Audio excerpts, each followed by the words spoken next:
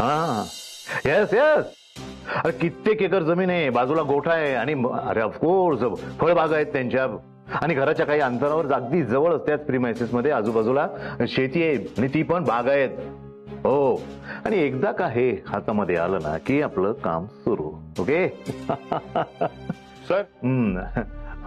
Weight weight.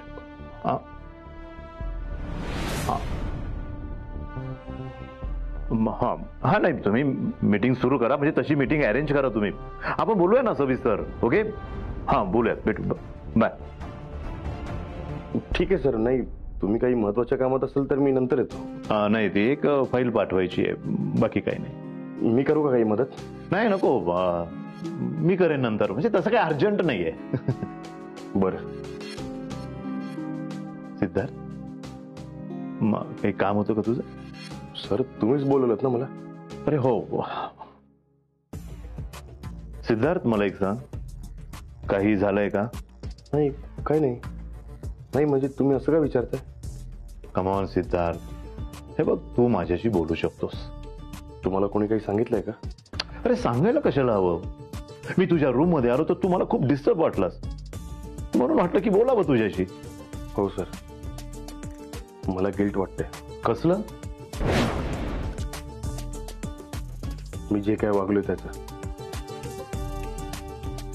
आणि त्याबद्दल सगळ्यांसमोर जाऊन माफी मागायची देखील हिंमत नाहीये माझ्यात. जे काही घडलंय त्यावरून मला असं वाटतंय मी आणि सिडने मिळून घरातल्या सगळ्यांची माफी मागायला हवी. अगं पण त्याने काय होणार आहे? कदाचित सगळे माफ करतील. अगं पण ते तेवढ्या पुरतच असेल. मला ना सुचतच नाहीये काय करावं. सगळ्यांची मनं खूप दुखावली गेली. आता तुम्हीच सांगा, काय करू आम्ही? नुसती माफी मागून नाही चालणार, त्यासाठी मनातली आडी कायमची दूर करावी लागेल. ती कशी? प्रश्न मुळातून सोडवावा लागेल. त्यासाठी आपल्या घरातील एका चुलीची ताकद सिद्धूला सिद्ध करून दाखवावी लागेल. म्हणजे? कळेल तुला लवकरच. नक्की काय करणार आहात तुम्ही?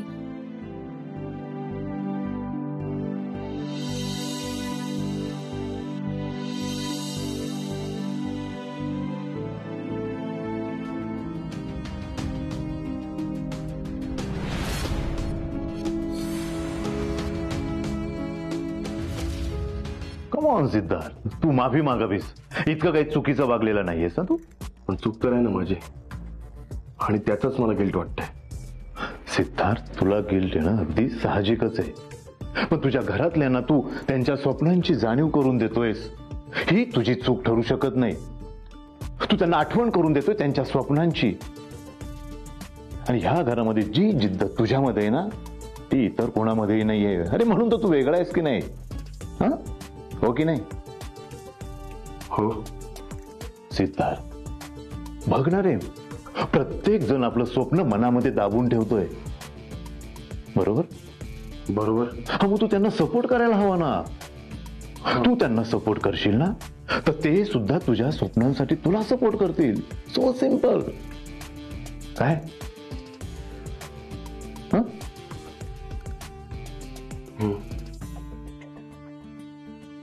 सर, मला तुमचं बोलणं पटलंय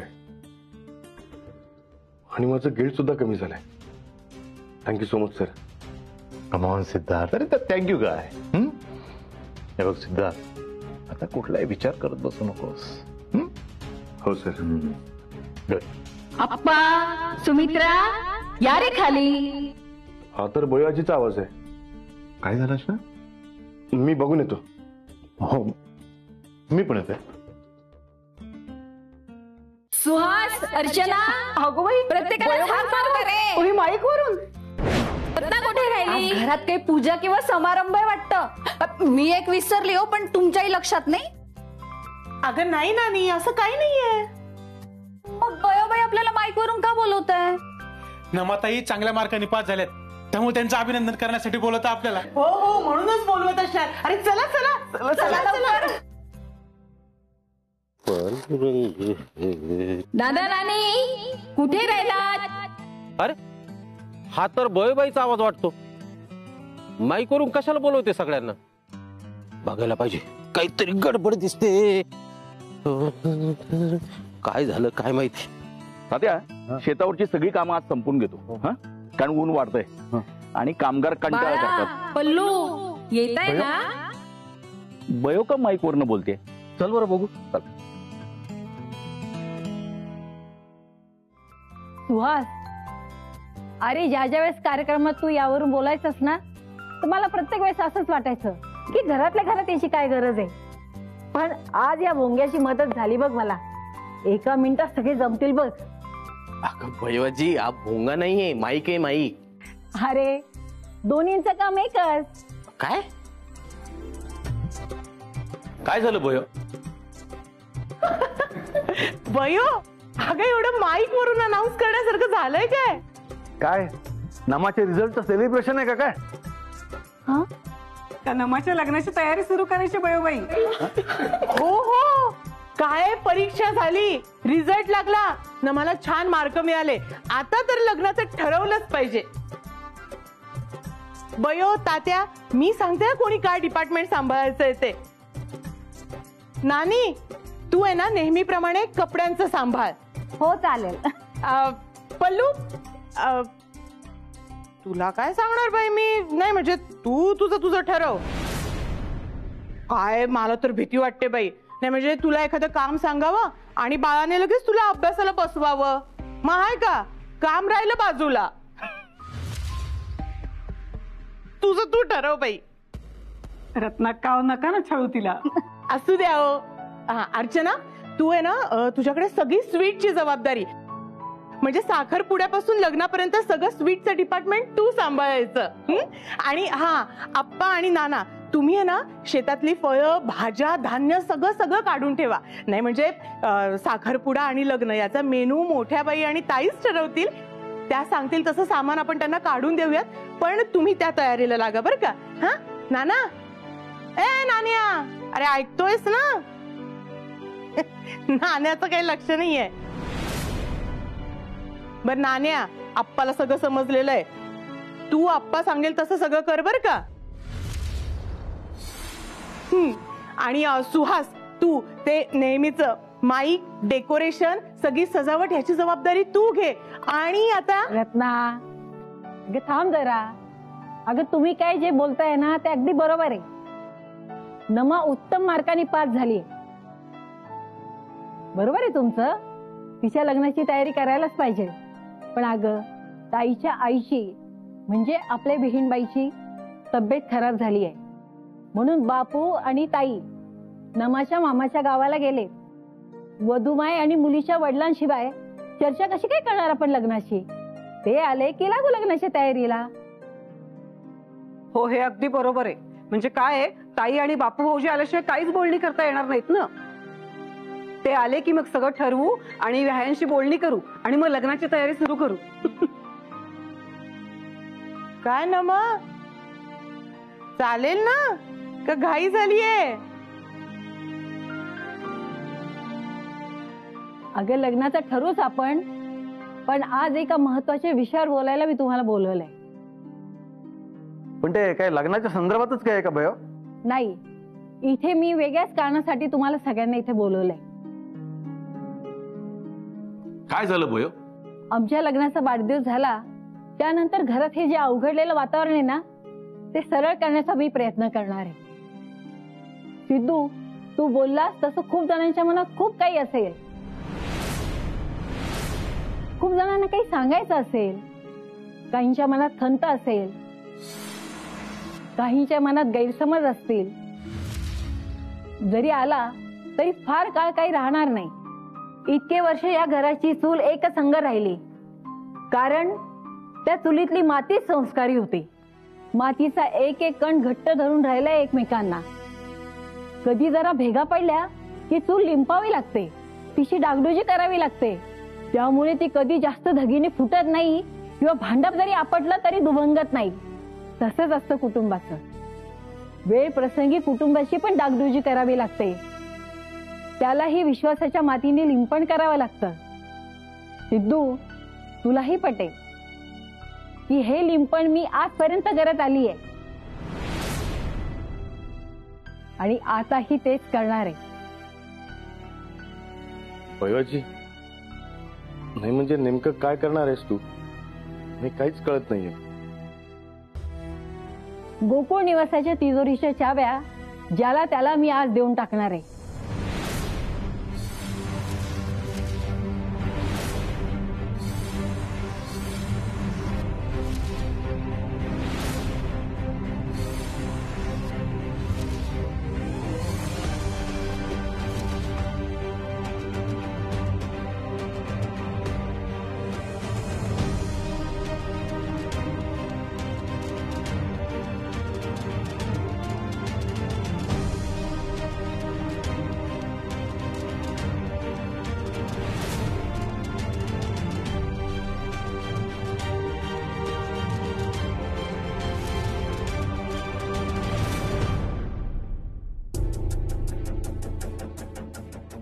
या गोकुळ निवासाच्या तिजोरीच्या चाव्या आहेत.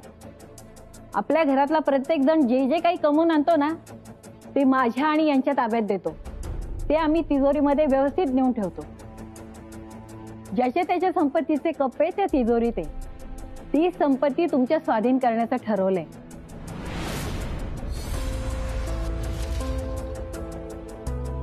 तिजोरीतील तुमच्या मालकीच्या कप्प्यांच्या चाव्या मी तुम्हाला देणार आहे. अगं बयो, काय करतेस तू हे? आणि का? कोणी काय तक्रार केली तुझ्याकडे? बयो, मला सांग कोणी तक्रार केली ते. असं एकेकाला बघते ना, तिजोरीच्या चाव्या हव्यात. रत्ना, शांत हो. अगं कोणी कशाला तक्रार करेल? अहो, आपली मुलं मोठी झाली आहेत, त्यांना मुलं झाली आहेत, त्यांची पण लग्न झाली आहेत. अहो, आपलं कुटुंब आता मोठं झालंय. आता असं किती दिवस ते आपल्याला हिशोब देत राहणार आहे? अहो, त्यांचं त्यांना जगू द्या. म्हणजे आपण त्यांना त्यांच्या मनासारखं जगू देत नाही आहोत का? हो, तसं नाही हो. अहो, आपला आपल्या मुलांवर विश्वास आहे ना, आपण ओळखतो त्यांना. अहो, ते वायफळ खर्च कधीच करणार नाही, मग काय हरकत आहे? हे बघा, करूया त्यांची संपत्ती त्यांच्या स्वाधीन.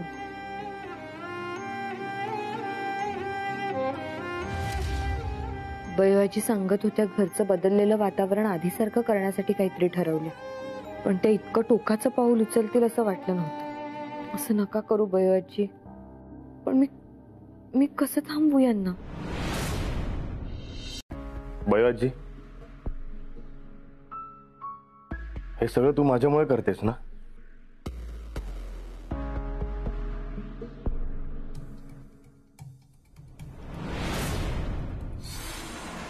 बयोआजी, नको ग, असं करू नकोस. हे बघ, मला माझी चूक समजली आहे. हे बघ, मी माफी मागतो. प्लीज मला माफ कर. प्लीज असं काही करू नकोस. सिद्धू, उठ. सिद्धू, अरे मी तुझ्यावर रागून नाही करत आहे. हे तुमच्या सगळ्यांच्या प्रेमापोटीच हे करते. तुम्हाला सगळ्यांना स्वातंत्र्य देते मी. कोण म्हणतं आम्हाला स्वातंत्र्य नाहीये म्हणून? आम्ही प्रत्येक गोष्ट, प्रत्येक खर्च तुला आणि तात्यांना विचारून करतो. त्यावर तुमचं मत काय? आम्ही काही चुकत तर नाही ना, हे नेहमी विचारत असतो. आणि आम्ही विचारलं तर चांगल्या गोष्टीसाठी नेहमीच पाठिंबा देता. वेळ प्रसंगी स्वतःकडचे पैसे खर्च करता. बयोबाई, अगं मोठे बाई बोलते ते अगदी बरोबर आहे. चाव्या तुझ्याकडे राहिल्या काय आणि आमच्याकडे काय फरक पडतो? मी तर म्हणते बयोबाई, चाव्या तुमच्याकडे असलेल्याच चांगल्या. म्हणजे काय आहे, पैसे खर्च करताना तुमच्याशी चर्चा करता येते. पैसा योग्य आणि गरजेच्या ठिकाणीच खर्च होईल ना. म्हणजे आणि बयोबाई, तुमच्याकडे चाव्या राहिला ना तर मला तर काळजीच राहणार नाही. मी कधी कुठे चाव्या ठेवून विसरून गेले तर? नको नको, तुमच्याकडेच असू देत चाव्या. बघ बयोबाई, कोणालाही या सगळ्यांची गरज नाहीये. हे आणि सांगा ना, कोणाला नकोयत ना तिजोरीच्या चाव्या? हो नकोय. अहो हो हा हा म्हणजे बघा तात्या आणि बयो ठरवतील तसं. तुम्ही म्हणाल तसं मान्य आहे मला. अरे बयो आणि तात्या ठरवतील ना. अहो ज्याला जे वाटतंय ते बोलू द्यात ना. तुम्ही जरा शांत राहा. अप्पा, अरे तुला हरकत नसेल पण ज्याचा त्याला विचार करू दे की. आणि आम्ही आमचे कुठलेही विचार कोणावरही लादलेले नाही. अरे ते तरी आम्हाला आता सिद्ध करू दे. नको म्हणजे बाकी इतरांचं काय मला माहित नाहीये. आम्हाला नको त्या चाव्या. तुझ्याचकडे ठेव. अप्पा जरा धीर धर. हे बघ, आपल्या मुलाशी आणि सुनेशी आधी बोल, मग ठरव.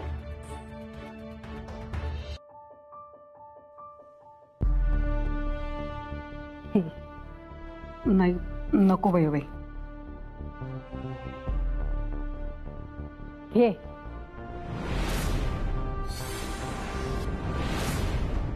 अर्चना,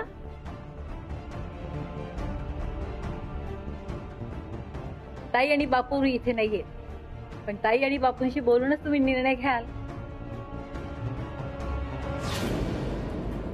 नानी ही चावी घे. घे ना. आणि कुठे ठेवशील ना हे मला सांग, म्हणजे विसरलीस तर मला सांगायला कुठे ठेवलीस ते. पल्लू. हा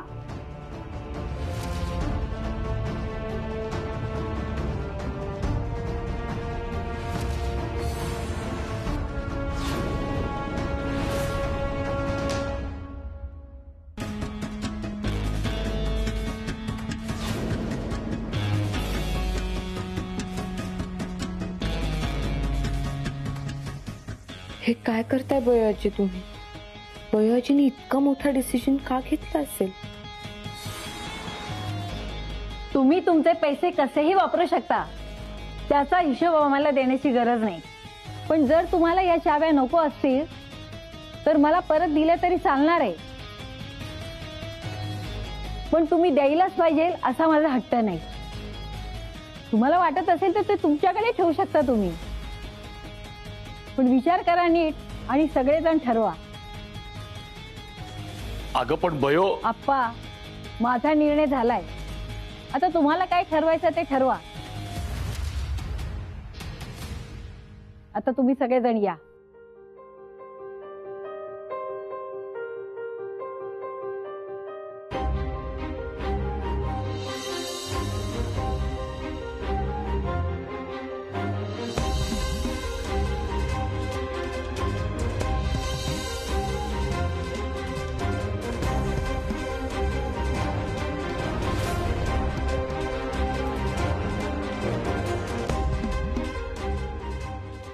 हो थांबा.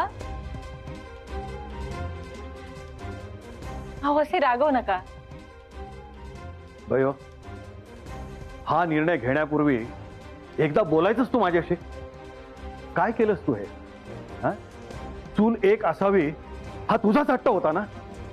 मग अचानक प्रत्येकाला आपापल्या किल्ल्या देऊन चूल वेगळी करण्यासाठी तू प्रोत्साहन देतेस असं नाही वाटत तुला? अहो मला नाही वाटत जास्त दिवस त्यांच्याजवळ चाव्या राहतील म्हणून.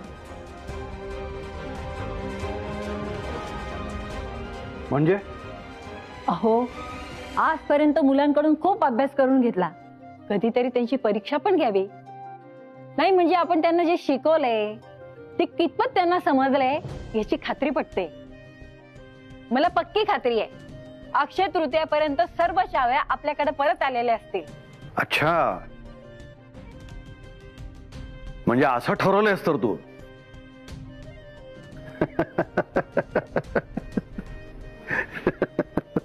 अहो हे काय करताय? बयो राणे, तुझी लीला आगाध आहे. अरे मलाही थांग पत्ता लागला नाही या गोष्टीचा.